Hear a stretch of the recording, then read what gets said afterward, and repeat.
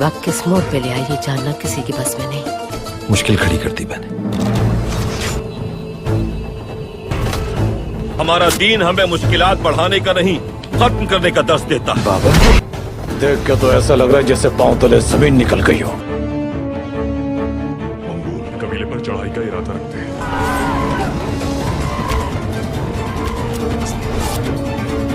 हमारे मकासद दिन और रात की तरह मुख्तलिफ है। इस खित्ते में लिखने वाला कलम भी मैं, फर्क भी मैं ही हूँ। उम्मीद करती हूँ तुम्हारा मसला हल हो जाएगा। जो कुछ हुआ उसमें तुम्हारा कोई कसूर नहीं।